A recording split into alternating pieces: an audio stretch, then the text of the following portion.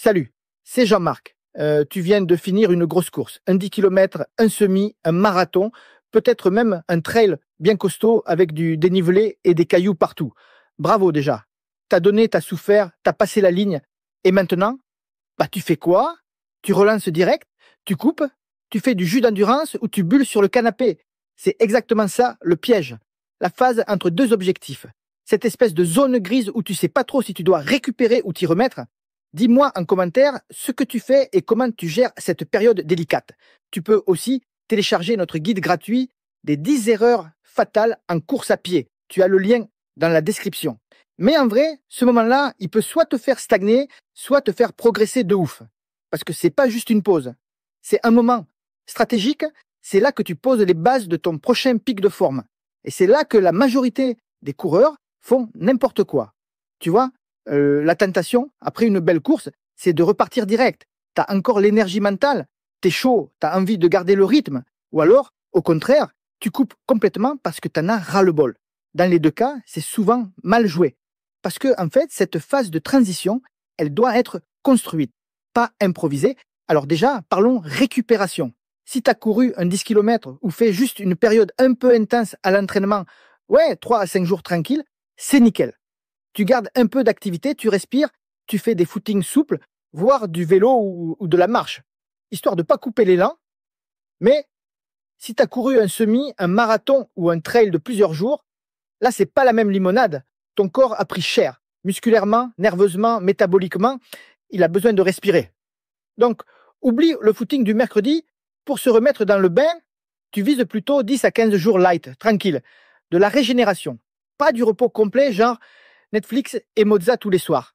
Non, un peu d'activité douce, un bon sommeil, du renfort léger si tu sens que ça tire pas trop. Et surtout, t'écoutes ton corps. C'est pas le moment de faire le malin. Et ensuite, quand tu as bien laissé reposer la machine, là, tu peux repartir.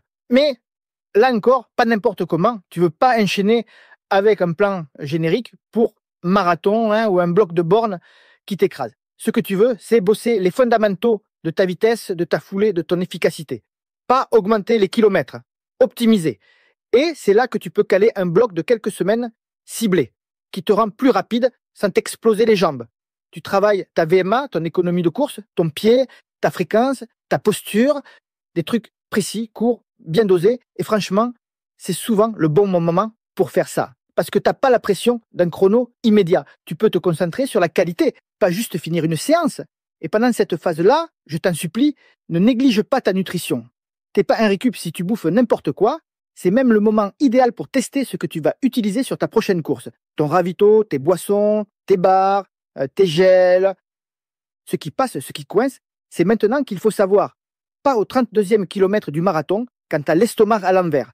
Et si tu sens que tu as du mal à récupérer, que tu es à plat malgré le repos, pense aussi à ton fer, ta vitamine D, ton sommeil. Une simple petite cure peut parfois faire toute la différence. Ton corps, c'est pas une machine magique. Faut lui donner les bons outils pour reconstruire. Alors je sais, c'est pas la phase la plus sexy. T'as pas de gros dossard, pas de pic de forme à viser tout de suite. Mais c'est justement pour ça qu'elle est précieuse.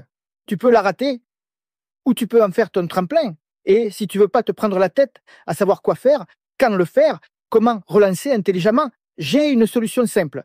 Un bloc de 4 à 8 semaines qui te prend pas la tête, mais qui fait bosser exactement ce qu'il faut. Ta vitesse, ta technique, ton efficacité, ton mental, c'est ce que je propose dans la méthode complète pour courir plus vite. Tu bosses moins, mais tu bosses mieux et tu arrives au prochain plan avec un corps solide, une foulée affûtée et une vraie marge de progression. Bref, entre deux objectifs, fais pas comme si c'était juste un vide. C'est un levier. Si tu sais l'utiliser, tu vas exploser ton prochain chrono. Et sinon, tu vas juste recommencer le même cycle que la dernière fois. À toi de voir. Bon run et à bientôt.